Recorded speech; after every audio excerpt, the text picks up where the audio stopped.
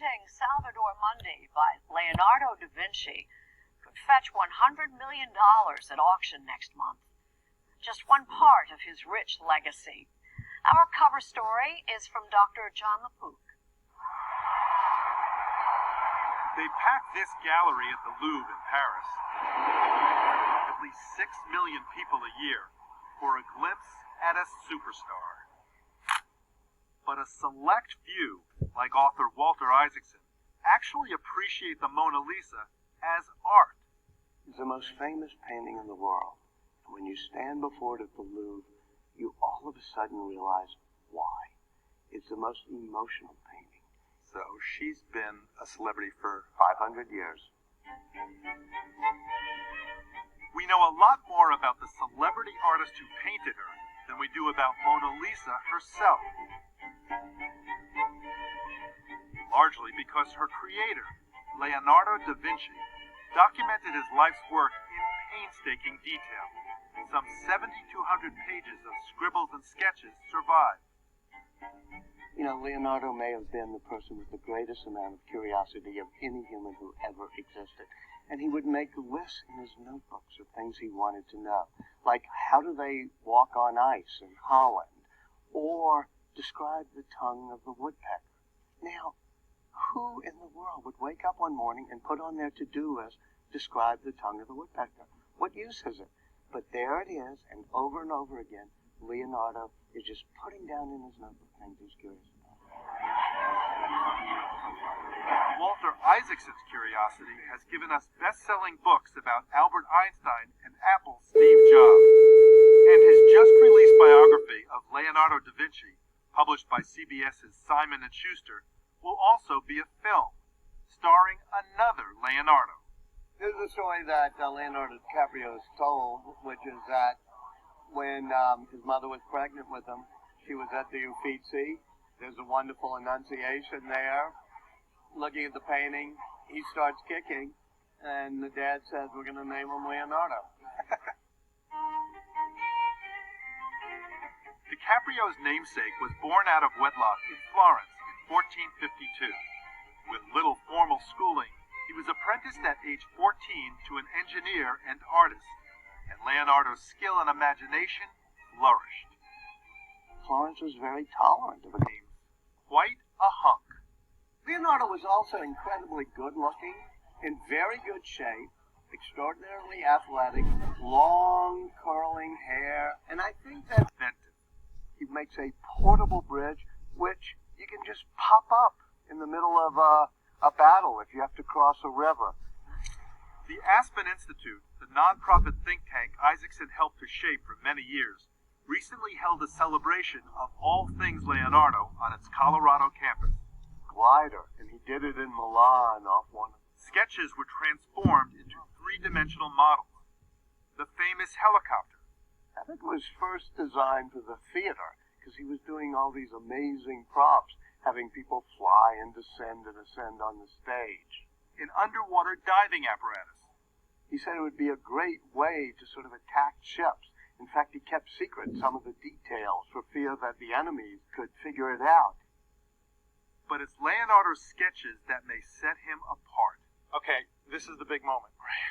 Now so valuable that when curators at New York's Metropolitan Museum agreed to give us a peek, I'm actually nervous. Oh my goodness. At first they would only show us copies, till we promised to limit exposure to our television lights. You know, when I saw these for the first time, it's like, oh my goodness, there's the hand of the artist. And it's just as if he were making it in front of me. Every time you see it, there's a new layer to appreciate. Here's the head of a man in profile. This is a design for a stage setting. A bear walking. And the head of the Virgin. Something's happening here. Something's caught her eye. She has turned her head. It's a study for many paintings he would do later, but you realize that he didn't just love objects. He understands how human movements reflect the emotions of the mind. Only one Leonardo painting is in the collection of an American museum. This portrait of Ginevra da Vinci at the National Gallery of Art in Washington. How did it help change Renaissance painting? Well, up until then, Renaissance painting had sort of sharp lines. And Leonardo said that's not the way nature works. So there's a smokiness to the lines. But the great thing about this picture is you see a young Leonardo who's on the path to painting the Mona Lisa. But this isn't the Mona Lisa. There's something else uniquely Da Vinci about this portrait. Leonardo cared even about the parts unseen, so he paints the back of Ginevra da Vinci. We realize he still has more to teach us. Leonardo even taught himself anatomy with dozens of human dissections. He documented how the aortic valve in the heart works, something researchers only confirmed in recent years. And then there's his knowledge of the eye. He realized that the center, when you're staring at something, you see the detail.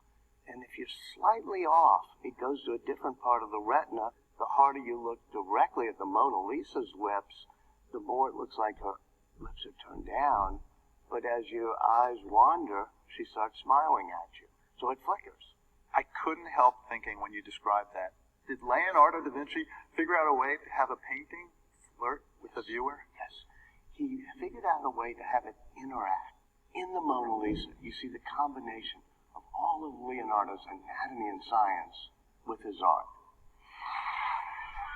And what better way to discuss what may be this son of Florence's ultimate accomplishment, the Last Supper, than over an Italian meal? It begins with Jesus saying, "One of you shall betray me." And you watch it. It's almost like a wave. It reverberates out.